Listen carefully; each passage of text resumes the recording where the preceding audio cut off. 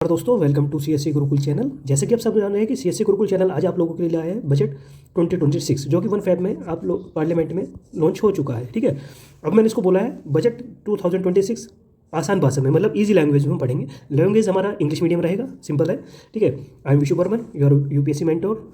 अब हम इसको इजी भाषा में क्यों बोल रहे हैं, सिंपल लैंग्वेज में, मतलब कहने का क्या है, सिंपल है। हम अपना जो बजट है, जो हमारा जो आपका बजट है, उसमें हम हमारे की पॉइंट्स पर भी फोकस करेंगे, प्लस आपको मैं बेसिक कॉन्सेप्ट भी हम लेके चलेंगे साथ में, प्लस आपको मैं एमसीक्यूज भी इसमें कराऊंगा। ठीक है, ये हमारा मेन फोकस रहेगा 3 पॉइंट्स पर, इस बात का ध्यान रखना है। ठीक है, एमसीक्यूज जो है वो इस एस्पेक्ट पे रेडी कराएगी यूपीएससी क्वेश्चन क्या यहाँ से कैसे बना सकता है। इस पे एमसीक्यूज होंगे, की पॉइंट्स पर एमसीक्यू होंगे, बेसिक कॉन्सेप्ट पर एमसीक्यू होंगे। ठीक है, हर एक स्लाइड के बाद आपको एमसीक्यू देखने को मिलेंगे। ठीक है, आई होप आपको मेरे एफर्ट अच्छे लगे, क्योंकि मैंने जो आपके लिए पीडीएफ, जो आप लोगों के लिए पीडीएफ रेडी की है, वो काफ़ी टाइम टेकिंग लगा है उसको बनाने में, लेकिन काफ़ी अच्छी पीडीएफ लोगों के लिए रेडी करी है। ठीक है, उम्मीद करता हूँ आप सबको पसंद आए। प्लीज़ चैनल को सब्सक्राइब करना यदि मेरा आपको कंटेंट पसंद आ रहा है। ठीक है, चलिए तो ज़्यादा टाइम लेते हुए स्टार्ट करते हैं। यूनियन बजट 2016, 26 और 27 comprehensive analysis unpacking the strategic road map India growth fiscal consolidation. ठीक है, हमने जो भी ये सीट्स आप लोगों के लिए रेडी की है वो पीआरएस लेजिस्लेटिव रिसर्च के एनालिसिस पे बेस पर की है। तो अब आपको मैं अब हम स्टार्ट करते हैं यूनियन बजट को विद बेसिक कॉन्सेप्ट। ठीक है, अब एक बात बताइए, अब मैं आपसे एक क्वेश्चन पूछता हूँ कि क्या बजट वर्ड कहीं इंडियन कॉन्स्टिट्यूशन में आपको शो हो रहा है? आप बताइए येस या नो, क्या आपका राइट आंसर होगा? आपको कि नहीं सर हमने पूरा कॉन्स्टिट्यूशन पढ़ा है, कहीं भी हमको बजट वर्ड नहीं मिला है, तो रॉन्ग, कहीं भी बजट वर्ड शो नहीं हुआ है। ठीक है, ठीक है, ये बात आप लोग समझ गए। तो हमारे इंडियन कॉन्स्टिट्यूशन में बजट की जगह क्या वर्ड यूज़ हो रखा है, जो ऑफिशियली है वो आपका वर्ड होता है एनुअल फाइनेंशियल स्टेटमेंट। ठीक है, इंडियन कॉन्स्टिट्यूशन में बजट नहीं, बजट की जगह हम वर्ड यूज़ करते हैं एनुअल फाइनेंशियल स्टेटमेंट। ये किस आर्टिकल के अंडर आता है मुझे बताइए। आप कहोगे सर ये आता है 112 112 अनुच्छेद 112 के अंदर आता है, मतलब आर्टिकल 112 इसको बोलते हैं। अब आप लोग मुझे बताइए कि मनी बिल, जिसको मनी बिल है, वो किस आर्टिकल के अंडर आता है बताइए। आप कहोगे सर वो तो 110 के अंडर आता है। ठीक है, ये तो बात इंपॉर्टेंट है, मनी बिल पर भी क्वेश्चन आया था आर्टिकल्स को लेकर, और यहाँ भी आया। ठीक है, तो मैंने आपको बेसिक चीज़ें बताई हैं, हम बेसिक से स्टार्ट कर रहे हैं, जैसे कि मैंने आप लोगों से प्रॉमिस किया था। ठीक, अब आप लोग मुझे एक बात बताइए, मैं आप लोगों से पूछता हूँ कि बजट जो हम लाए जाते हैं, जो जिसको एनुअल फाइनेंशियल स्टेटमेंट बोल रहे हैं या जो हम बजट बोल रहे हैं, इसको लाने का मोटिव क्या होता है बताइए, कौन बताएगा? जो बजट जो बजट होता है ना, उसके 5 टारगेट्स होते हैं। ठीक है, कितने? 5 टारगेट्स होते हैं। बजट 5 टारगेट्स पर बनता है ऑलवेज। बजट के 5 टारगेट्स में पहला टारगेट होता है कि इकोनॉमिक ग्रोथ। भाई इकोनॉमिक ग्रोथ चाहिए। ठीक है, क्योंकि जब सिंपल है, बजट क्या है आप एक बार बताइए। आपका ये घर है, ठीक है, इस घर में अभी आप लोग तो पढ़ ही रहे हो, आपके मान लो पापा अर्निंग करने वाले हैं और पापा की जो सैलरी है वो 50,000 है, मान के चलिए। ठीक है, ठीक है, घर को कौन चलाती है? आपकी मम्मा। ठीक है, उन्होंने देखा यार हमारे घर में ये कमी है, ये कमी है। ठीक है, यदि हम ये चीज़ें सामान लिया है, कुछ सामानों की लिस्ट बनाई, उन्होंने बोला यदि ये सामान आ गई तो हमारी प्रोडक्टिविटी भी बढ़ेगी और काफ़ी फायदेमंद भी होगा। ठीक है, हम देखते हैं कि यार आजकल ना गैस पाइपलाइन चल रही है, क्या चलिए गैस पाइपलाइन चल रही है, और यदि गैस जो होती है भाग जाती है कई बार पीछे से। पहले सिलेंडर खत्म होता तो एजेंसी से जाके सिलेंडर ले आते थे, बट अब गैस भाग गई है पीछे से और खाना बनाने का कोई साधन नहीं है। मैं एक काम करती हूँ, इलेक्ट्रिक जो है चूल्हा लेके आती हूँ। ठीक है, जो भी आप इंग्लिश में बोलते होंगे, मैं इलेक्ट्रिक चूल्हा लेके आती हूँ। यदि गैस भागती है तो मैं क्या करूँगी, उसको अपने इलेक्ट्रिक के थ्रू उस पर अपना खाना वगैरह बना लूँगी। ठीक है, ये कैसे इन्वेस्टमेंट हो गया बताइए आपको? सर ये तो कैपिटल इन्वेस्टमेंट है। क्या है ये? कैपिटल इन्वेस्टमेंट है, क्योंकि ये इन फ्यूचर आपको क्या दे रहा है, फायदा दे रहा है फ्यूचर में, है ना, सिंपल सी बात है। और एक एसेट क्रिएट हो गई आपकी, तो ये कैसा एक्सपेंडिचर हुआ? बोला सर आपने कैपिटल एक्सपेंडिचर हो गया। ठीक है, आपने आपकी मम्मा ने आपके पापा को बताया कि जी देखो ऐसा है, कुकर लेके आना है। उन्होंने इस हिसाब से अपना बजट बना लिया कि भाई मेरी सेविंग 50,000 से 10,000 की सेविंग है, चल ठीक है हम ये लेके आ जाते हैं। तो ये क्या एक बजट ही तो है ना। वही अब हम ये छोटा सा बजट का एग्जांपल है। अब हम देश को चला रहे हैं, मतलब जो पार्लियामेंट में बैठी है जो गवर्नमेंट, वो देश को चला रही है, तो एक बड़ा बजट हो गया, सिंपल है, कोई इतना बड़ा रॉकेट साइंस नहीं है। ठीक है, तो बजट के 5 मोटिव क्या होंगे? पहला इकोनॉमिक ग्रोथ, इकोनॉमिक ग्रोथ होनी चाहिए। बजट का फर्स्ट मोटिव तो यही है। इकोनॉमिक ग्रोथ का मतलब कैसे? लाइक आपका इंफ्रास्ट्रक्चर अच्छा होना चाहिए, आपका जॉब क्रिएशन अच्छा होना चाहिए, जॉब देनी चाहिए आपको यूथ को। ठीक है, आपके लिए इंफ्रास्ट्रक्चर होना चाहिए, आप इंडस्ट्री लगाओगे। ठीक है, आप इंडस्ट्री लगाओगे, समझ रहे हो ना, तो वो ये सब चीज़ें क्या करेंगी, आपकी इकोनॉमी को ग्रोथ करेंगे। सेकंड पिलर क्या है आपका बजट का? सेकंड पिलर मतलब 5 टारगेट होते हैं ना। फर्स्ट टारगेट मैंने बता दिया, 5 टारगेट से लिख देता हूँ मैं यहाँ पे। ठीक है, सेकंड टारगेट क्या है आपका? एम्प्लॉयमेंट। ठीक है भाई, एम्प्लॉयमेंट होगा तो इकोनॉमिक ग्रोथ होगा, जीडीपी बढ़ेगी, प्रोडक्टिविटी बढ़ेगी, सब चीज़ें बढ़ेंगी, क्योंकि जिसके पास एम्प्लॉयमेंट होगा उसके पास थोड़ा बहुत अच्छा सैलरी आएगा, अच्छा काम करेगा, प्रोडक्टिविटी बढ़ेगी, अपनी हेल्थ का ध्यान रखेगा, तो सब चीज़ें होंगी। ठीक है, तो एम्प्लॉयमेंट का ध्यान दिया जाता है ओवरऑल। ठीक है, थर्ड टारगेट में आपका ऐड होता है क्या, इन्फ्लेशन को कंट्रोल करना, इन्फ्लेशन को क्या करना, कंट्रोल करना। जैसे कि मैंने आपको बताया था, एक क्वेश्चन आया था यूपीएससी में, आप देखोगे पीवाईक्यू में आपसे पूछा गया था कि जो इन्फ्लेशन कंट्रोल है, बताइए क्या वो आरबीआई करती है केवल या गवर्नमेंट करती है। तो ना तो आरबीआई अकेली करती है ना ही गवर्नमेंट अकेली करती है, दोनों मिलकर इन्फ्लेशन को कंट्रोल करते हैं दोनों, ठीक है। गवर्नमेंट करती है अपने बजट के थ्रू, गवर्नमेंट जो करती है इन्फ्लेशन को कंट्रोल किसके थ्रू करती है, वो अपने बजट के थ्रू करती है, किसके, अपने बजट के थ्रू करती है, ठीक है। आरबीआई अपनी मॉनेटरी पॉलिसी के अकॉर्डिंग इन्फ्लेशन को कंट्रोल करता है, सिंपल है ना। तो ये क्वेश्चन पीवाईक्यू में आया हुआ है, ठीक है। आप कहोगे सर गवर्नमेंट इन्फ्लेशन को कैसे कंट्रोल करेगी अपने बजट के थ्रू, वो देखेगी कहाँ पे एक्सपेंडिचर हमें नहीं करना चाहिए, ठीक है, कहाँ पर एक्सपेंडिचर हमको कम करना चाहिए और कहाँ पर ज़्यादा करना चाहिए। जैसे लाइक अभी आपके बजट में बोला गया है कि भाई कैपिटल जो एक्सपेंडिचर है वो हमने बढ़ाया है, ठीक है, वो ठीक है, क्योंकि आपकी एसेट्स जो है वो क्रिएट होगी, आपकी एसेट्स बनेगी तो आपको क्या देगी, आपको रिटर्न देगी, सिंपल बात है ना। रियायतें कम कर दी हैं, सब्सिडीज़ कम कर दी है। हाँ, थोड़ा सा ये होगा कि भाई जहाँ सब्सिडी में ज़्यादा खर्चा हो रहा था वो फिल्टर करी कि जिनको जरूरत है उनको मिलेगी, जिनको जरूरत नहीं है उनको नहीं मिलेगी। ये हो गया इन्फ्लेशन को कंट्रोल करना, ठीक है। चलिए, फोर्थ टारगेट क्या है, फोर्थ टारगेट होता है सोशल जस्टिस। सोशल जस्टिस की बात की जाती है। सोशल जस्टिस में आपका पुअर पर्सन जो है, गरीब आदमी जो है, आपकी वुमेन्स की बात होती है, आपके SC ST की बात होती है, ठीक है, आपके फार्मर्स की बात की जाती है। यहाँ पर रियायतें दी जाती हैं, इनके लिए काम किया जाता है, क्योंकि ये लोग हिस्ट्री पीरियड काल से ही बहुत पीछे रहे हैं, हमारे पास पीरियड काल से ही, है ना। वुमेन्स को भी पूरा राइट नहीं मिला है, अभी तक नहीं मिला है, ठीक है। आप चाहे इनको देख सकते हो कि 1.1/3% ही वुमेन्स टोटल वुमेन पब्लिक से जो 1/3 पब्लिक है वही अभी इंप्लॉयमेंट कर रही है, ठीक है। बाकी सब हम देखते हैं अपने आसपास, मम्मियाँ दीदियाँ सब हमारे घर कोई संभाल रही हैं। जीडीपी में उनका कोई बड़ा रोल नहीं रहा है उनको बढ़ाने के लिए, ठीक है। SC ST वर्ग अभी पीछे है, ठीक है। इनके साथ आज भी भेदभाव होता है, उनको उस लेवल तक नहीं मिल रहा है जिस लेवल तक जाना चाहिए। एक पुअर जो पर्सन है उसकी बात की जाती है, फार्मर की बात की जाती है। जैसे लास्ट बजट मेरे ख्याल से 22 तक गवर्नमेंट ने बोला था कि हम फार्मर्स की जो इनकम है, वो 2x करेंगे, ठीक है, बट नहीं हुई अभी तक, ठीक है। तो वो ये सब क्या कहलाते हैं, आपके सोशल जस्टिस कहलाते हैं। फिफ्थ पिलर पे आता है आपका क्या, फिफ्थ पिलर पे बात करते हैं फिजिकल स्टेबिलिटी की। सॉरी, मैं लिख दूँ, फिजिकल स्टेबिलिटी की बात की जाती है, मतलब कि भाई कोशिश की जाएगी कि हमारी इनकम ज़्यादा और एक्सपेंडिचर कम हो, ठीक है, ये बात की जाती है। ये मैंने आपको बेसिक बताया है एक बजट के बारे में, ठीक है। एक बात आप इस चीज़ का ध्यान रखना है, ठीक है। चलिए अब आइए, अब हम बात करते हैं नेक्स्ट शीट पे। सॉरी, ये पहले से ही थोड़ा हाईलाइट हो रखा है। चलिए देखिए, मैं बात करता हूँ अब इसके आप लोगों से, ठीक है। क्या बोला गया है कि एग्जीक्यूटिव समरी, ठीक है, the state of the economy, high growth ambition meet physical discipline, ठीक है। देखिए, पहली बात, एक बात का ध्यान रखना है, जहाँ भी आप लोगों से बात आए कि भाई टोटल एक्सपेंडिचर हमारा इतना हुआ है, कभी भी आपको डाटा याद नहीं रखना है। खासकर यूपीएससी कभी ये नहीं पूछता है आप लोगों से एग्जाम में कि बताइए कि टोटल एक्सपेंडिचर हमारा कितने लाख करोड़ रहा है। यदि डाटा देगा भी ना तो ये तो राइट देगा या गलत देगा। ज़्यादातर पॉसिबिलिटी होती है पीवाईक्यू के क्वेश्चंस को यदि एनालिसिस करोगे तो जहाँ भी ऐसे नंबर में डाटा दिया जाता है ना, वो यदि 10 क्वेश्चन है और 10 क्वेश्चन में से आपको 8 क्वेश्चन में से यदि डाटा मिला है ये नंबर वाला, तो 8 के 8 रॉन्ग है, ठीक है। चांसेस होते हैं वो स्टेटमेंट रॉन्ग होते हैं, ठीक है, जिसमें डाटा दिया जाता है। बट फिर भी आप नजर मान लीजिए मोटा मोटा कि भाई 53 लाख करोड़ रुपए, पॉइंट में मत याद कीजिए, राउंड फिगर याद कर लीजिए, 50 या 55 मान के चलिए कि टोटल एक्सपेंडिचर हुआ। फिजिकल डेफिसिट हमारा 4.3 या 4% मान के चलिए। कैपिटल एक्सपेंडिचर एलोकेशन कितना हुआ है हमको, इतना हुआ है, ठीक है, इतनी ग्रोथ के साथ, ठीक है। याद मत रखिए, बस आप जो मैं बोल रहा हूँ उतना करते जाइए। नॉमिनल GDP आपसे पूछ लेगा 10%, ठीक है, प्रोजेक्ट ग्रोथ, ये बात है। अब क्वेश्चन में क्या बोला गया, क्वेश्चन में बोला गया स्ट्रेटेजिक इंटेंट की बात हो रही है, द बजट विकसित भारत की बात हो रही है कि जो भी हमारा जो बजट पेश हुआ है ना वो विकसित भारत के रोड मैप पर हुआ है, ठीक है। और प्रायोरिटी दी गई है किसको, एसेट क्रिएशन को। और एसेट क्रिएशन का मतलब क्या होता है, कैपिटल एक्सपेंडिचर को हाई किया गया है, किसको, कैपिटल एक्सपेंडिचर को हाई किया गया है कंजम्पशन के मुकाबले, ये रहा ओवर द कंजम्पशन, ठीक है। और जो भी बात की गई है इसमें पूरे बजट में, वो बोला गया कि implementation of the 16th commission of recommendation, 16th finance commission of recommendation की बात की गई है, ठीक है। अभी यहाँ पे हम 3 चीज़ें पढ़ेंगे। पहले हम पढ़ेंगे कि फिजिकल डेफिसिट क्या होता है, मैं आपको फिर नॉमिनल GDP के बारे में बात करेंगे, हम कैपिटल एक्सपेंडिचर के बारे में बात करेंगे, और हम थोड़ा सा फाइनेंस कमीशन के बारे में बात करेंगे, ठीक है। देखिएगा, हम बात करें फिजिकल डेफिसिट के बारे में। बताइए क्या होता है फिजिकल डेफिसिट। मैंने आपको बताया था स्टार्टिंग में कि हम कॉन्सेप्ट भी क्लियर करते हुए चलेंगे, साथ में रिवाइज भी। जिसका क्लियर है वो अच्छी बात है, जिसका नहीं है उसका हो जाएगा, और जिसने क्लियर करके उसका रिवीजन हो जाएगा, ठीक है। फिजिकल डेफिसिट क्या होता है आप लोग बताइए। तो आप कहते हैं सर कि जो हमारा टोटल हमारा एक्सपेंडिचर होता है, ठीक है, उसमें से हम माइनस करते हैं हमारी टोटल रिसिप्ट्स को, मतलब जो हमारी टोटल इनकम बोल सकते हैं, ठीक है, रिसिप्ट्स को।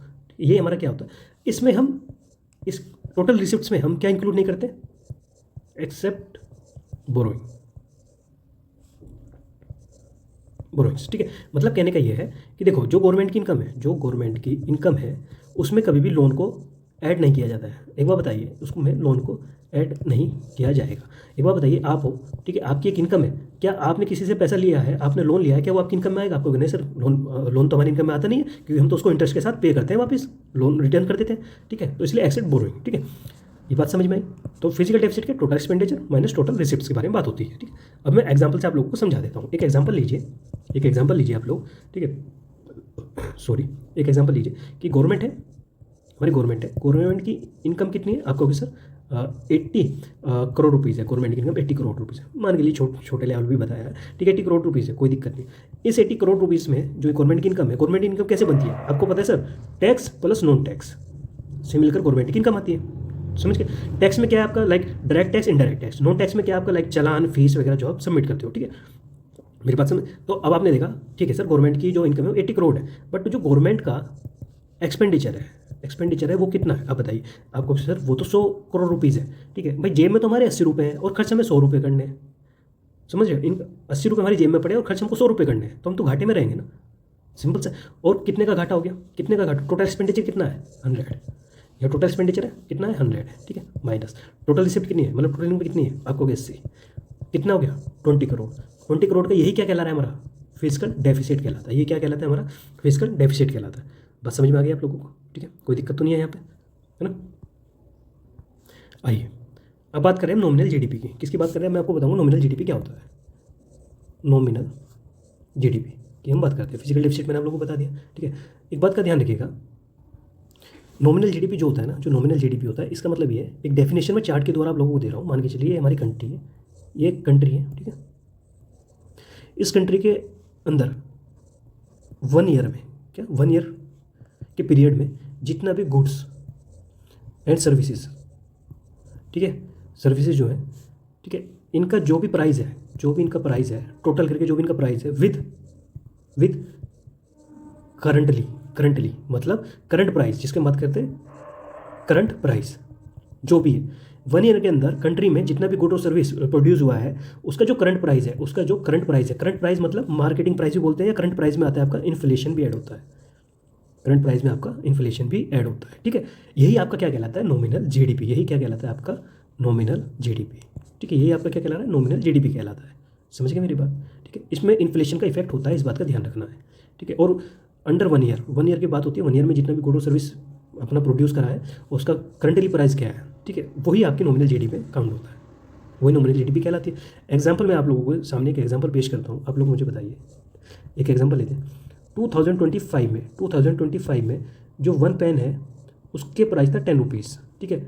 और मैं 10 पेन का जो प्राइस था, जो 10 पेन का प्राइस था, सॉरी मैं इसको 100 पेन बोलता हूँ, 100 पेन का जो प्राइस था वो कितना हो गया? आप कहोगे सर 1000 रुपीज़, ठीक है।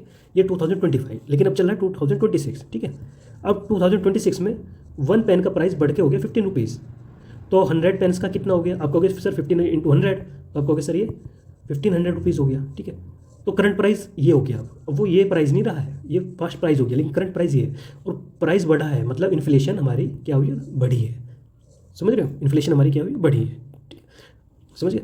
चलिए और मैं एक बात को बता देता हूँ, जो भी बेसिक कॉन्सेप्ट है वो आपको मैंने 24 वीडियोस मैंने इकोनॉमी की कवर कर रखी है, वहाँ आपको इन्फ्लेशन वगैरह सब पता चल जाएगा। 1.5 की स्पीड पे जाके देखिएगा, आपके बेसिक कॉन्सेप्ट जो है एकदम स्ट्रॉन्ग हो जाएंगे, ये मैं आपसे मतलब दावा कर सकता हूँ, ठीक है। चलिए आगे बढ़ते हैं। इतना टाइम नहीं है यहाँ पे कि मैं आपको इन्फ्लेशन भी बताऊँ, सब चीज़ें बारीकी से बताऊँ, क्योंकि हम बजट डिस्कस कर रहे हैं और उम्मीद करता हूँ आपका बेसिक कॉन्सेप्ट इतना तो स्ट्रॉन्ग होगा, ठीक है। बट कहीं जरूरत लगेगी मैं आपको वहाँ समझा भी दूंगा, ऐसा नहीं है, ठीक है।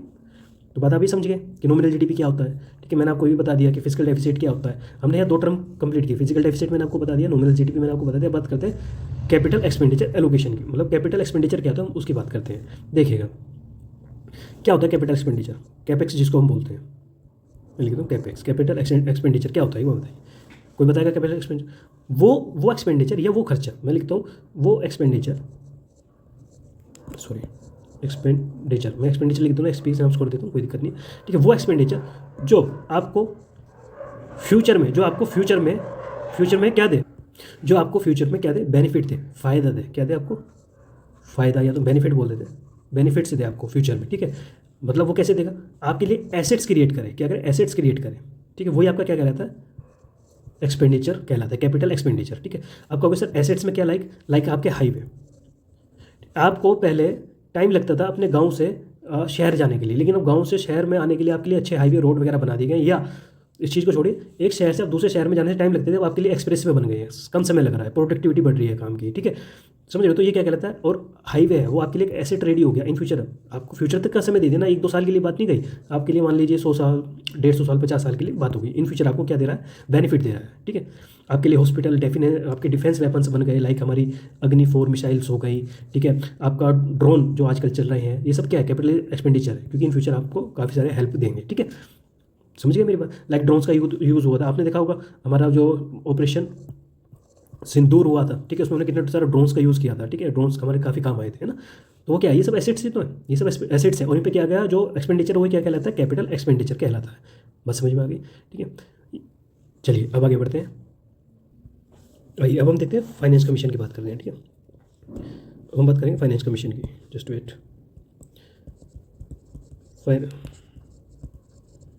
फाइनेंस कमीशन की बात करते हैं। ठीक है, एक बार बताइए, फाइनेंस कमीशन जो है वो किस आर्टिकल के अंडर आता है कॉन्स्टिट्यूशन में? आपको बताइए जल्दी। आपको सर आर्टिकल नंबर 280 के अंडर आता है। ठीक है, पहली बात तो ये बात का ध्यान रखना है। ठीक है, और ये फाइनेंस कमीशन की ड्यूरेशन क्या होती है? आपको सर 5 ईयर के लिए बनता है। ठीक है, 5 ईयर के लिए बनता है। ठीक है, इसको कौन अपॉइंटमेंट करता है? ठीक है, प्रेसिडेंट। कौन? प्रेसिडेंट। प्रेसिडेंट बना दे। ठीक है, ये भी आप सबको पता होगा। कितने मेंबर होते हैं? आपको सिर्फ इसमें 5 मेंबर होते हैं। कितने? 5 मेंबर होते हैं। 1 चेयरपर्सन जो होते हैं हमारे, चेयरपर्सन। ठीक है, और 4 जो है वो मेंबर्स होते हैं, वो मेंबर्स होते हैं। ठीक है, मेन वर्क क्या होता है, कोई बताएगा?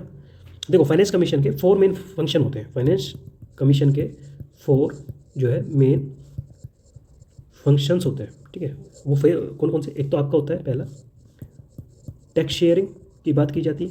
ठीक है, टैक्स शेयरिंग की बात की जाती है। ठीक है, फाइनेंशियल जो कमीशन है वो बोलता है कि टैक्स शेयरिंग में कि भाई 42% स्टेट के लिए, स्टेट्स के लिए, और 58% शेयरिंग जो है टैक्स की होती है किसके लिए? सेंटर के लिए। सेंटर रखेगा, मतलब यदि टैक्स शेयरिंग की बात कर रहे हैं और आपके पास 100 रुपीज़ है, तो उसमें 42 रुपीज़ कौन रखेगा? स्टेट रखेगा, और 58 रुपीज़ कौन रखेगा? आपका सेंटर रखेगा। सिंपल से एग्जाम्पल की मैंने बता दिया। ठीक है, सेकंड मेन फंक्शन होता है वो होता है स्टेट के बीच में डिस्ट्रीब्यूशन। ठीक है, स्टेट्स यहाँ स्टेट सेंटर की बात नहीं हो रही है, स्टेट्स की बात हो रही है, राज्यों की बात हो रही है। स्टेट्स के बीच क्या होता है? डिस्ट्रीब्यूशन की बात होती है। ठीक है, इन पर फैक्टर, ये मतलब ये फैक्टर बेस होता है, लाइक पॉपुलेशन कितनी है, किसी स्टेट की पॉपुलेशन ज़्यादा है तो उसको ज़्यादा डिस्ट्रीब्यूशन करना पड़ेगा ना। भाई आप एक बार बताइए। ठीक है, यहाँ यूपी है, इसकी पॉपुलेशन मान के चलिए कि अन्य स्टेट से ज़्यादा है। ठीक है, यहाँ पे आपका एक गोवा है, छोटा सा स्टेट है। ठीक है, अभी बताइए सबसे ज़्यादा डिस्ट्रीब्यूशन किसको मिलेगा? जिसके पास पॉपुलेशन ज़्यादा है। भाई जिसके पास जनसंख्या ज़्यादा है तो रोटी ज़्यादा खाएगा ना, सिंपल सी बात है। ठीक है, तो इस फैक्टर पे बेस होता है स्टेट का डिस्ट्रीब्यूशन। पोवर्टी कहाँ पर है, जैसे बिहार में पोवर्टी ज़्यादा है। ठीक है, एरिया किसका बड़ा है, डेवलपमेंट लेवल कहाँ पर है, फॉरेस्ट कवर कहाँ पर है। ठीक है, इन सब के बेस पर स्टेट्स पर डिस्ट्रीब्यूशन होता है। ठीक है, जो भी, ठीक है, टैक्स शेयरिंग की बात हो गई है। ठीक है, 42% जो है वो स्टेट्स को मिलेगा। ठीक है, ये 42% का डिस्ट्रीब्यूशन जो है वो इसकी बात हो रही है, वो यहाँ बात हो रही है। ठीक है, 3rd नंबर पर आपका आता है ग्रांट्स जो होते हैं इन AID देना। ठीक है, मतलब कुछ गरीब स्टेट्स को एक्स्ट्रा हेल्प करना, जिसको बोलते हैं ना ग्रांट्स इन एज। ठीक है, मतलब ये एज, ग्रांट्स इन एज, जिसकी हम बात करें, एज की बात करें, मतलब कि जो गरीब पुअर्स हैं उनको थोड़ा पैसा ज़्यादा दे देना। ठीक है, ये बात की गई है। ग्रांट्स इन एज की बात किस आर्टिकल में की गई है? वो है आर्टिकल नंबर 275। इस बात का ध्यान रखना है। ठीक है, आइए आगे बढ़ते हैं। और 4th जो मेन फंक्शन है वो आपका लोकल बॉडीज़ को फंड देना। ठीक है, किसको? लोकल बॉडीज़ जो है उनको फंड प्रोवाइड करवाना। ठीक है, लाइक पंचायत, लाइक जैसे पंचायत हो गया, आपका रिकमेंडेशन दे देते हैं कि भाई इतना दे दो इनको। ठीक है, लाइक पंचायत हो गया, म्यूनसिपाल्टी होगी। ठीक है, इसकी बात की जाती है, ये होती है। तो 4 मेन फंक्शंस क्या है फाइनेंशियल कमीशन के? मैंने आप लोगों को बता दिया कि tax sharing, state distribution, guarantee as, local bodies fund, ये सारी बातें की जाती है। ठीक है, अब बात कर लेते हैं, थोड़ा सा नीचे आते हैं। बात की जाती है कि थोड़ा ऊपर चलते हैं, हमारे यहाँ बात किसकी हुई है? 16 फाइनेंस कमीशन की बात हुई है। ठीक है, थोड़ा इसके बारे में नॉलेज ले लेते हैं, है ना। देखिए, जो 16th फाइनेंस कमीशन आया है, ठीक है, इसके चेयरपर्सन कौन है? कौन बताएगा मुझे इनके चेयरपर्सन कौन है? बताओ, इनके चेयरमैन कौन है बताइए। 16 फाइनेंस कमीशन के जो चेयरमैन है वो है डॉक्टर अरविंद पनगरिया। ठीक है, पनगरिया, ये चेयरपर्सन है, ध्यान रखना है। ठीक है, भूलना नहीं चाहिए, क्वेश्चन में आ सकता है। आपको पता होगा ये जो डॉक्टर पनगरिया है ये डिप्टी चेयरमैन रहे हैं नीति आयोग के, कहें नीति आयोग के डिप्टी चेयरमैन भी रहे हैं, ठीक है, बात समझ में आ गई है ना। और बात एक और है कि जो हमारा अभी बजट एलोकेट हुआ है, जो हमारा 2026 और 27 जिस बजट की हम बात कर रहे हैं ना, ठीक है, इनके लिए सभी राज्यों को जो है, सभी स्टेट्स को जो है 1.4 लाख करोड़ रुपए की ग्रांट्स प्रोवाइड कराने की बात की गई है बजट में, ठीक है, ऑल स्टेट्स को कितनी ग्रांट्स देने की बात की गई, 1 लाख करोड़। ये डाटा आपको याद रखने की जरूरत नहीं है, बस सुन लीजिएगा, ठीक है, ये शामिल है इस बजट में, ठीक है। जो डिविजिबल पूल है, वो जो हमारा 16 फाइनेंस कमीशन है ना, उन्होंने जो डिविजिबल पूल है वो बरकरार रखा है किस पे, 41% पे। इस बात का ध्यान रखना, जैसे पिछले टाइम रखा गया था, अब भी 41% पे डिविजिबल पूल को बरकरार रखा है। बस समझ में, डिविजिबल पूल लाइक जैसे यहाँ 42 की बात कर रहे थे एग्जाम्पल लेके, इसको रियल में कितना है, 41 है, ठीक है, ध्यान रखना, कोई दिक्कत तो नहीं। तो चलिए आप लोग यहाँ तक समझे होंगे। अब आइए जो मैंने आप लोगों को बताया उसको हम थोड़ा सा MCQ थ्रू करते हैं। एक बार और मैं बता देता हूँ आपको, डिविजिबल पूल मैंने बताया 41% है। मतलब कहना है कि जो भी टैक्स रिवेन्यू गवर्नमेंट ने किया है, जितना भी टैक्स रिवेन्यू गवर्नमेंट के पास आया है, ठीक है, उनको राज्यों के साथ डिस्ट्रीब्यूशन करना है, ठीक है।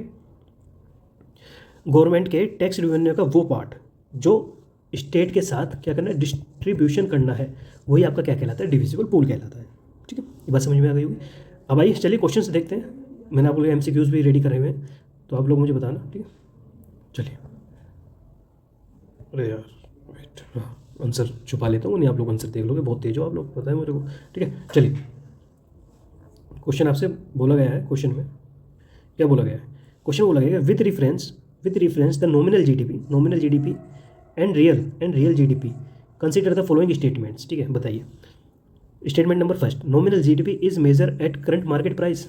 मैंने आपको नॉमिनल जीडीपी का कॉन्सेप्ट अभी समझाया है, तो बताइए क्या नॉमिनल जीडीपी मेजर करती है करंट मार्केट प्राइस को? आपको क्या आंसर करती है, नहीं भी करती है, कुछ पता नहीं है, बट मैंने आपको कॉन्सेप्ट बताया कि यस नॉमिनल जीडीपी हमेशा किस पर मेजर करती है, किस पर मेजर की जाती है, वो की जाती है मार्केट प्राइस पर। First statement is right. Second, real GDP is adjusted for inflation. बताइए यस या नो। सेकंड बात है, nominal GDP always reflect A increase in physical production. ये बताइए क्या सही है क्या गलत है। देखिए फर्स्ट स्टेटमेंट सही है आपकी, ठीक है, सी स्टेटमेंट कट गई आपकी, ठीक है। Real GDP is adjusted for inflation, yes या नो में बताइए मुझे जल्दी। This is right, real GDP is adjusted for inflation, ठीक है, एडजस्टेड होती है इन्फ्लेशन के उसके रियल जीडीपी जो है, ठीक है।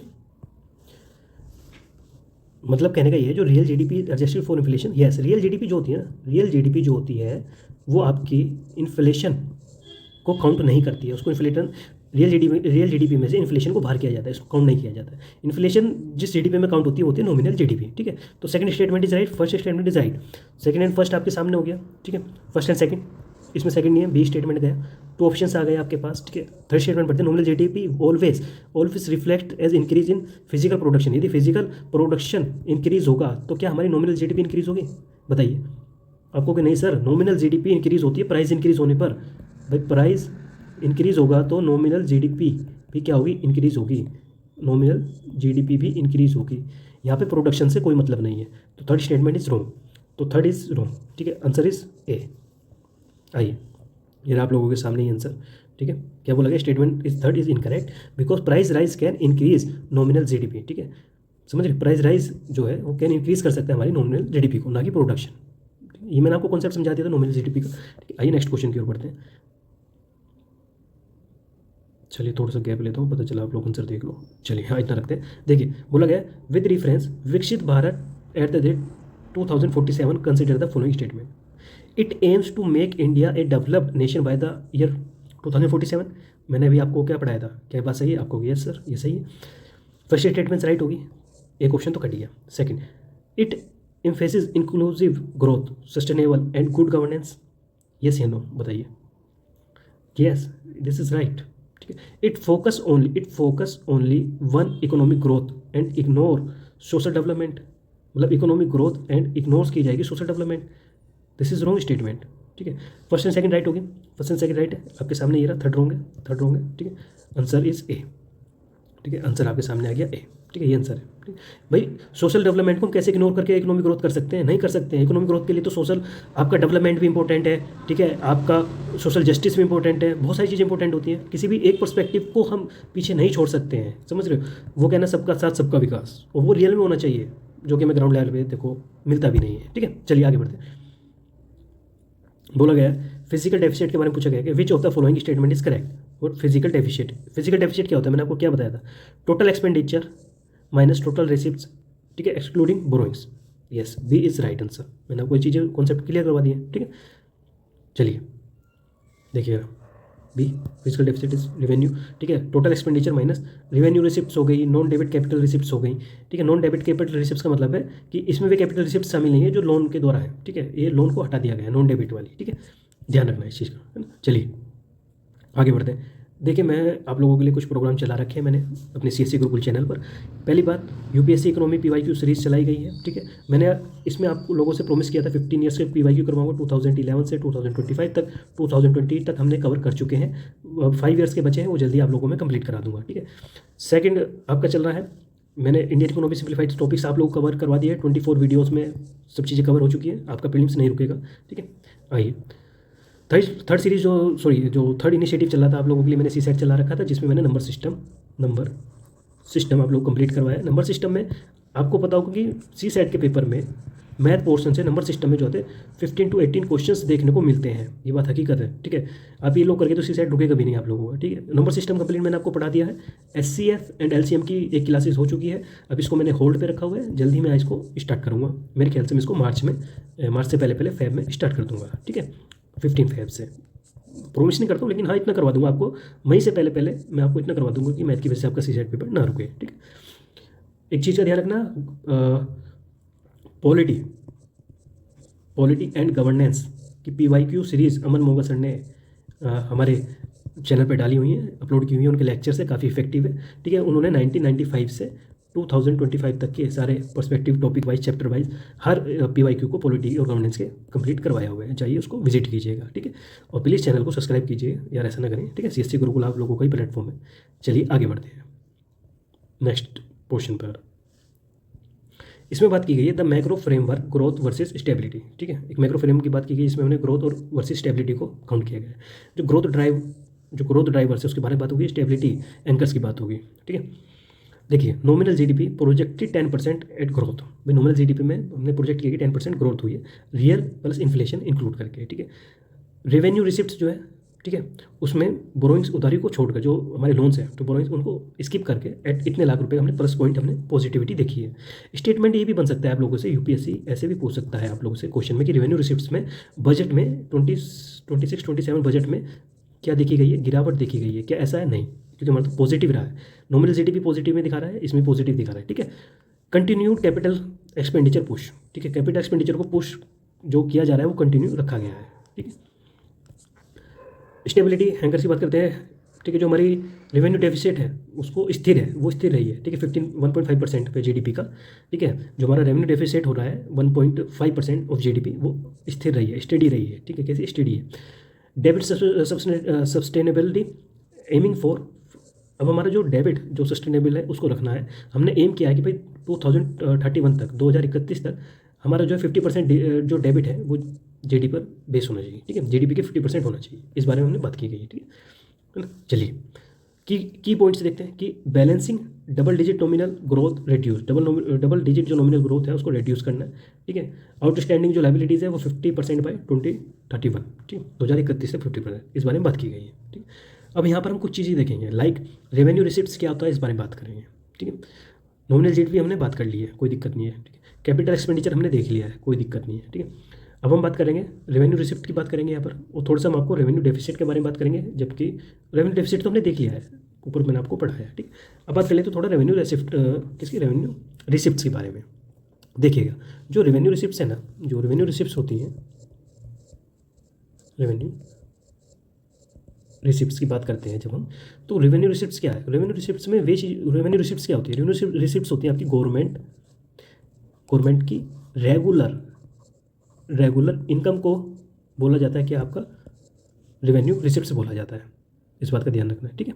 अब इसमें क्या क्या चीज़ें आती हैं, गवर्नमेंट की रेगुलर इनकम में क्या क्या आ रहा है, गवर्नमेंट की रेगुलर इनकम में पता, एक तो आपके टैक्स रेवेन्यू आता है, आपका टैक्स रेवेन्यू आता है, एक आपका आता है non tax revenue, non tax revenue की बात की जाती है, ठीक है। अब जो टैक्स रेवेन्यू है इसमें क्या क्या आता है, लाइक इसके टू पार्ट्स होते हैं, आपका डायरेक्ट टैक्स और इनडायरेक्ट टैक्स। दो टाइप के टैक्स होते हैं, डायरेक्ट टैक्स, इनडायरेक्ट टैक्स की बात होती है, ठीक है। डायरेक्ट टैक्स में क्या देखोगे आप, डायरेक्ट टैक्स में आपके टू टैक्स, इनकम टैक्स की बात आती है और कॉर्पोरेटिव टैक्स की बात की जाती है, ठीक है। इनडायरेक्ट टैक्स में लाइक जीएसटी की बात होती है, ठीक है, लाइक आपकी कस्टम ड्यूटीज़ की बात होती है, समझ रहे हो, जीएसटी की बात हो गई, आपकी कस्टम ड्यूटीज़ की बात हो गई है, ये सब कैसे इनडायरेक्ट टैक्स है, ठीक है, ये सब इनडायरेक्ट टैक्स में आता है। आपका नॉन टैक्स रेवेन्यू क्या आता है, नॉन टैक्स रेवेन्यू में क्या क्या आएगा, लाइक आपके फीस हो गई, जैसे आप फार्म भरते हो ना, जो फॉर्म भरते हो उसकी जो फीस करते हो गवर्नमेंट को पे, ठीक है, आपके फ़ाइन हो गए, चालान जिसको हम बोलते हैं बाइक से, मतलब बाइक वाले ने ट्रैफिक चालान जो आपके होते हैं, ठीक है, ये हो गया आपका। रेलवे जो जो टिकट्स हैं वो सब हो गए, ये सब कैसे नॉन टैक्स रेवेन्यू होते हैं, उसमें कोई टैक्स नहीं देते, नॉन टैक्स रेवेन्यू होती है, ठीक है। टैक्स रेवेन्यू मैंने आपको बता दिया है, ठीक है, ये बात चीज़ें आप लोग समझ में आई होंगी, है ना। चलिए आगे बढ़ते हैं। रेवेन्यू के रिसिप्ट्स मैंने आपको बता दिया, यही हमारा बचा हुआ था रेवेन्यू रिसिप्ट्स के बारे में, जो आपको नहीं बताया था मैंने। बाकी सब चीज़ें हमारी कंप्लीट हो चुकी हैं, रेवेन्यू डेफिसिट, नॉमिनल जीडीपी, है ना, और कैपिटल एक्सपेंडिचर में भी आप लोगों को बता दिया है, ठीक है। एक बात ध्यान रखना, कैपिटल रिसिप्ट्स के बारे में जरूर मैं आपको बता देता हूँ, बताएंगे कैपिटल रिसिप्ट्स क्या होता है, ठीक है। कैपिटल रिसिप्ट्स में ना टू पार्ट्स होते हैं, कैसा, एक आपका होता है बोरोइंग, एक आपका होता है रिकवरी ऑफ लोन्स, ठीक है, ये टू पार्ट्स होते हैं। मतलब बोरोइंग में लाइक कैसे, उधार लेना, गवर्नमेंट कहाँ से उधार लेती है, मार्केट से, आरबीआई से, ठीक है। आपका जो फॉरेन लोन है अदर कंट्री से, फॉरेन लोन है, यहाँ से बोरोइंग कौन करता है, गवर्नमेंट करता है, उधार लेता है, ठीक है। Recovery of loans, like recovery of loans का मतलब होता है, जैसे आप मान के चलिए कि गवर्नमेंट ने किसी स्टेट को लोन दे रखा है, कंपनी को, वो वापस आ गया, लाइक हाँ, ये हमारी सेंटर की गवर्नमेंट है, सेंट्रल की गवर्नमेंट है, और ये हमारी यूपी की गवर्नमेंट है, ठीक है। सेंट्रल की गवर्नमेंट ने यूपी की गवर्नमेंट को मान के चलिए 80 करोड़ रुपीज़ का लोन दिया हुआ था, और यूपी गवर्नमेंट ने वो 80 करोड़ का लोन क्या कर दिया, रिटर्न कर दिया, पूरा का पूरा लौटा दिया, मतलब विद इंटरेस्ट, ठीक है। इसको ही बोलते हैं रिकवरी ऑफ लोन्स, लोन्स की रिकवरी हो गई, सिंपल है। तो कैपिटल रिसिप्ट में दो चीज़ आती है, बोरोइंग का उधार लेना और रिकवरी ऑफ लोन, उधार का जिसे हमने दिया था वो वापस आना, ठीक है। ये कोई थर्ड आता है कैपिटल इन्वेस्टमेंट, कैपिटल रिसिप्ट्स में आपका डिसइन्वेस्टमेंट, किसकी बात होती है, डिसइन्वेस्टमेंट की बात होती है, डिसइन्वेस्टमेंट, ठीक है। डिसइन्वेस्टमेंट का मतलब आप समझ रहे हो, क्या क्या क्या कहना चाह रहा हूँ मैं, डिसइन्वेस्टमेंट का मतलब ये है कि जब गवर्नमेंट जो है LIC या आपका BPCL या ONGC, ठीक है, इन सब के जो शेयर्स हैं उनको जब वो सेल करके क्या करती है, अर्निंग करती है, तो वही क्या कहलाता है, आपका डिसइन्वेस्टमेंट कहलाता है। क्योंकि हमने कुछ चीज़ें, भाई देखो, गवर्नमेंट ने LIC, BPCL, ONGC, ठीक है, या एयर इंडिया, यहाँ से क्या करा है, इनके शेयर्स को बेच दिया है, ठीक है, इन्वेस्टमेंट नहीं करा है, बेचा है, और उस बेचे गए से क्या आ रही है, उनको अर्निंग हो रही है, उसको ही बोलते हैं हम डिसइन्वेस्टमेंट, ठीक है। आपको एक एग्जांपल देता हूँ, एक एग्जांपल अब ये कर लीजिए आप 2022 का करंट का, ये एयर इंडिया सुना होगा, ठीक है। 2021 में गवर्नमेंट ने ये टाटा ग्रुप को जो है बेच दी थी, वो भी कितनी, पूरी की पूरी 100%। मतलब अब ओनरशिप किस पे चली गई, भाई मान लीजिए आपके पास एक एयर इंडिया है, वो पूरी की पूरी आपने बेच दी किसको, टाटा ग्रुप को, तो ये क्या हो गया, ये हो गया आपका ओनरशिप, आपने किसको ट्रांसपोर्ट कर दी, ओनरशिप ट्रांसफ़र कर दी, ओनरशिप आपने क्या कर दी, ट्रांसफ़र कर दी, ठीक है। ये भी क्या कहलाता है, आपका डिसइन्वेस्टमेंट कहलाता है, ठीक है। ये स्ट्रेटेजिक डिसइन्वेस्टमेंट होता है, एक टाइप का इन्वेस्टमेंट है, स्ट्रेटेजिक डिसइन्वेस्टमेंट है, ठीक है। कोई दिक्कत यहाँ पर आप लोगों को होनी भी नहीं चाहिए, ठीक है। एक डिसइन्वेस्टमेंट का एक एग्जाम्पल और ले लेते हैं, लाइक जैसे एक LIC है, LIC कंपनी है, LIC IPO, ठीक है, 2022 में, ठीक है, गवर्नमेंट ने इसके शेयर्स जो है वो पब्लिक को क्या करे, सेल कर दिए, तो गवर्नमेंट को क्या मिला, अर्निंग हुई रुपीज़ में, ठीक है। तो ये क्या कहला रहा है, ये क्या कहलाता है, डिसइन्वेस्टमेंट। मतलब वो डिसइन्वेस्टमेंट या वो शेयर्स को बेचना या ONGC या किसी कंपनी को बेचना जिससे गवर्नमेंट पैसा कमा लेती है, वही कहलाती है आपकी डिसइन्वेस्टमेंट, ठीक है। कोई दिक्कत यहाँ पर, है ना। चलिए अब हम कुछ क्वेश्चंस देख लेते हैं, लाइक आपके सामने क्वेश्चन खोलता हूँ मैं। बोला गया with reference of capital expenditure consider the following statement. Capital expenditure की बात कर रहे हैं, इसकी कैपिटल एक्सपेंडिचर, मैंने कहता था कैपिटल एक्सपेंडिचर क्या होता है, इन फ्यूचर आपको एसेट देगा, फायदा देगा, प्रॉफिट देगा, बेनिफिट देगा, ठीक है। अब बात करते हैं capital expenditure results in the creation of physically and financial assets. Yes भाई देखो, कैपिटल एक्सपेंडिचर क्या है? लाइक आपने रोड बनवाई, वो कैसी है? फिजिकल है, उसको छू सकते हो, देख सकते हो, चल सकते हो, ठीक है, सिंपल है, कोई नहीं। आपने एक मशीन बनवाई, वो भी क्या है? फिजिकल है, ठीक है। और फाइनेंशियल एसेट्स, कोई दिक्कत तो नहीं। कैपिटल एक्सपेंडिचर, ठीक है, लाइक आपका ऐसे फाइनेंशियल लाइक शेयर बॉन्ड्स इस टाइप से ना। Capital expenditure result the creation of, yes this is the right. Second, it includes expenditure on salaries and pension of government employees. It includes expenditure on salary and pension. भाई salary and pension ये capital में नहीं है, क्योंकि ये आपको फायदा नहीं दे रही है। भाई जिसकी आपने सैलरी दे दी है उससे आपको कुछ मिलना नहीं है, पेंशन आपने दे दी है, वहाँ से कुछ वापस आ नहीं रहा है रिटर्न में, ना इन फ्यूचर ना वैसे। तो ये सब की है, ये सब रिवेन्यू एक्सपेंडिचर, ये क्या होता है? रिवेन्यू एक्सपेंडिचर होती हैं ये चीज़ें, ठीक है। तो second statement wrong, second wrong, second wrong, second wrong, तो आपको आंसर आ गया B. It contribute a long term economic growth. Yes, capital expenditure, आपने रोड बना दिया, आपने हाईवे बना दिया, आपने हॉस्पिटल्स बना दिए, ये ऐसा तो नहीं आज बनाए कल खत्म हो जाएंगे, ये लॉन्ग टर्म है ना, सालों साल चलेंगे। Yes, it contribute the long term economic growth, तो बी इज राइट आंसर, ठीक है। आइए नेक्स्ट क्वेश्चन में बढ़ते हैं। नेक्स्ट क्वेश्चन क्या बोल रहा है? With reference to revenue receipts consider of the following. Revenue receipts कौन सी स्टेटमेंट कंसीडर कर रही है, ठीक है। पहली statement, revenue receipts are received regularly by the government. Second पढ़ो, they do not create any liability और रेड्यूस एसेट्स। ये बताइए। They include proceeds from disinvestment of public sector enterprise. मैंने बताया डिसइन्वेस्टमेंट, ये तो भाई कैपिटल एक्सपेंडिचर की बात होती है, डिसइन्वेस्टमेंट, ठीक है, पब्लिक सेक्टर एंटरप्राइज, ना कि रेवेन्यू रिसिप्ट्स की। तो थर्ड स्टेटमेंट क्या होगी? रॉन्ग, थर्ड रॉन्ग, ठीक है। सॉरी, कैपिटल एक्सपेंडिचर नहीं, कैपिटल रिसिप्ट्स की बात होती है, कैपिटल रिसिप्ट्स की बात होती है, मैं एक्सपेंडिचर बोल गया, सॉरी, कैपिटल रिसिप्ट्स की बात होती है, क्योंकि गवर्नमेंट इससे अर्निंग कर रही है, ठीक है। तो फर्स्ट स्टेटमेंट इज राइट, ठीक है। रेवेन्यू रिसिप्ट्स क्या है? मैंने आपको क्या बताया था? रेगुलरली गवर्नमेंट की इनकम होती है, इसमें ऐड होती है। मैंने आपको रेवेन्यू रिसिप्ट्स अभी पढ़ाया था ना, तो उसमें क्या कहता है कि रेगुलरली है। Yes, this is first statement is right. They do not create any liabilities और रेड्यूस एसेट्स। यस भाई, ये जो देखो, जो एसेट्स है उसको जो कम भी कर रहा है और जो क्रिएट भी कर रहा है, ये तो कैपिटल में आता है ना भाई, ठीक है। यदि आपकी एसेट्स रेड्यूस हो रही है और क्रिएट हो रही है, बात एसेट्स है, और एसेट्स किसका है? कैपिटल का पार्ट होता है। और वो बोला कि दे डू नॉट, ठीक है, क्रिएट, ये नहीं क्रिएट करता है क्या? लाइबिलिटी और assets. Yes, this is right, क्योंकि रेवेन्यू रिसिप्ट्स ये नहीं करता है, दिस इज राइट। तो statement number second is right. तो first and second is right. समझ गए मेरी बात? आप बात समझ में आई, ठीक है। स्टेट नंबर 3 इज करेक्ट, क्योंकि डिसइन्वेस्टमेंट बराबर है कैपिटल रिसिप्ट्स के, मैंने आप लोगों को बता दिया, ठीक है। आइए नेक्स्ट सीट पे चलते हैं आप हमारी, देखिएगा, जस्ट वेट, मैं पानी पी लेता हूँ। हाँ जी, बोला गया है फोर्थ नंबर की शीट में revenue strategy source of funds की बात कर रहे हैं, ठीक है। देखिएगा, कंपोजिशन ऑफ रिसिप्ट्स, ठीक है, एक्सक्लूडिंग बोरोइंग्स की बात करें, जो हमारी रिसिप्ट्स हैं, जो हमारी रेवेन्यू रिसिप्ट्स हैं, उसमें हमारे बात करें, किसकी बात करें? रेवेन्यू रिसिप्ट्स की बात करें, क्योंकि रेवेन्यू रिसिप्ट्स में क्या आता है? टैक्स आते हैं आपके, नॉन टैक्स और टैक्स दोनों की बात होती है। देखिए यहाँ टैक्स की बात हो रही है, ठीक है, एक्सक्लूडिंग बोरोइंग्स को, बोरोइंग उधारी को हटा के। कभी भी एक बात का ध्यान रखना, जब भी आप पीसीएस के एग्जाम दे रहे होते हैं तो कई बार आपसे क्वेश्चंस आते हैं बजट पर, कि सीधा सीधा बोलते हैं कि भाई सबसे ज़्यादा जो इस बार हमको रिसिप्ट हुई है उसमें सबसे ज़्यादा टैक्स कहाँ से मिला है।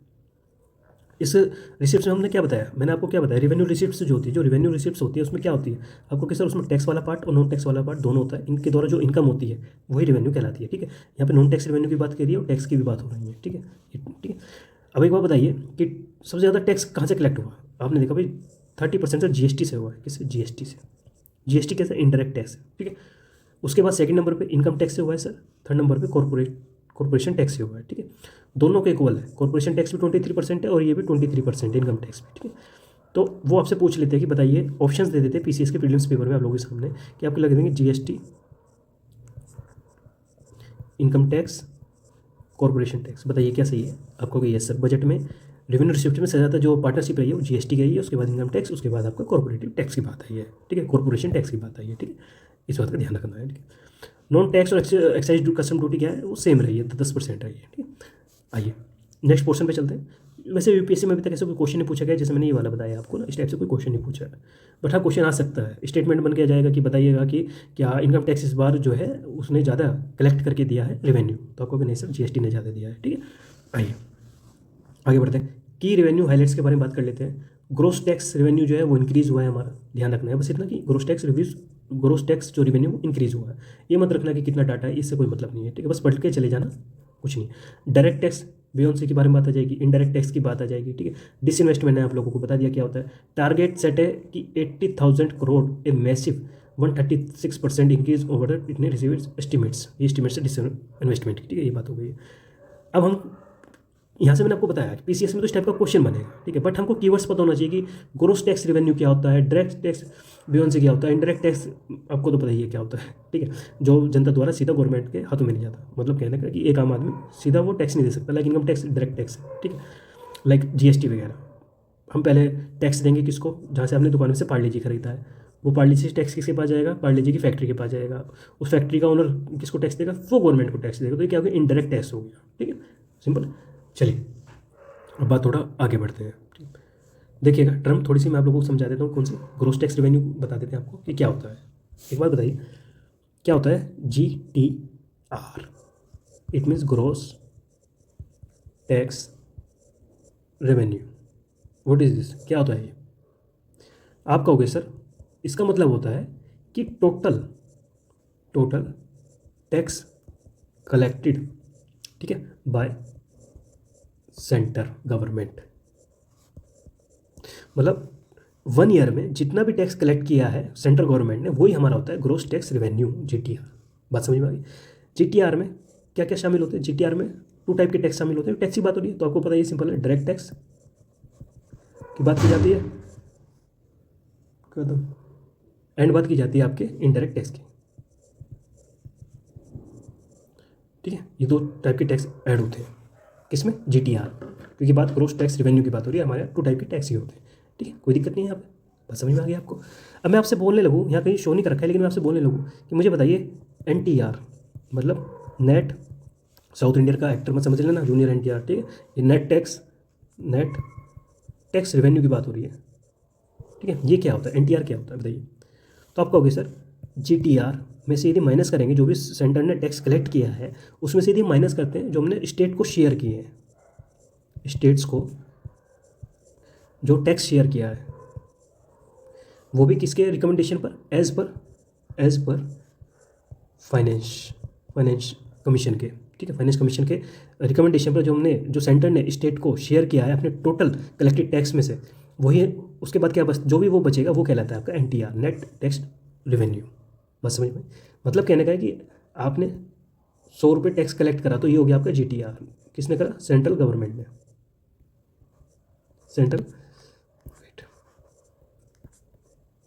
सेंट्रल गवर्नमेंट ने, ठीक है, 100 रुपये कलेक्ट करा पूरे ईयर में, ये हो गया क्या, GTR टैक्स, 100 करोड़ मान लीजिए, ठीक है।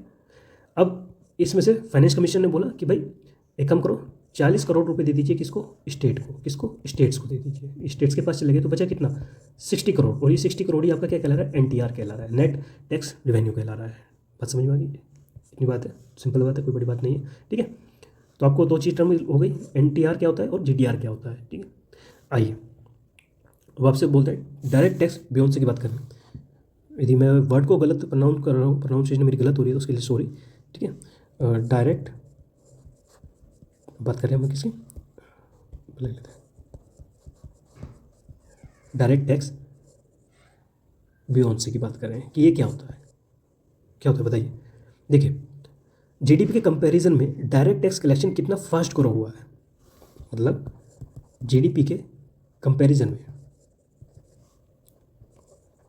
GDP के कंपैरिजन में जो डायरेक्ट टैक्स की बात हो रही है, किसकी बात हो रही है, डायरेक्ट टैक्स की, यहाँ पे नॉन डायरेक्ट टैक्स की बात नहीं की जा रही है, इस बात का ध्यान रखना। यहाँ मिस्टेक कर सकते हो यदि क्वेश्चन बन के आ जाता है UPSC में, ठीक है। बोला गया GDP के कंपैरिजन में डायरेक्ट टैक्स, ठीक है, कितना फास्ट ग्रो हुआ है, यही आपकी पूरी की पूरी डेफिनेशन बन जाती है, जिसको बोलते हैं डायरेक्ट टैक्स, ठीक है। डायरेक्ट टैक्स बियॉन्ड से की बारे में बात होती है, ठीक है। अब देखते हैं आगे, ठीक है। देखो एक सिंपल सा मैं एक चीज़ बता देता हूँ कि फास्ट ग्रो मतलब कितनी स्पीड से ही ग्रो कर रहा है, ठीक है।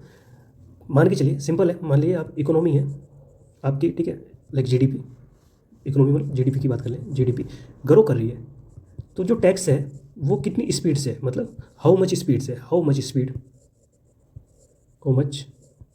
स्पीड से क्या कर रहा है, ग्रो कर रहा है, वही आपका कहला रहा है डायरेक्ट टैक्स बियॉन्ड से, ठीक है। ये उस चीज़ को मेज़र करता है, उस चीज़ को मापता है, ठीक है। एक इसका फॉर्मूला है, tax is equal two percent changing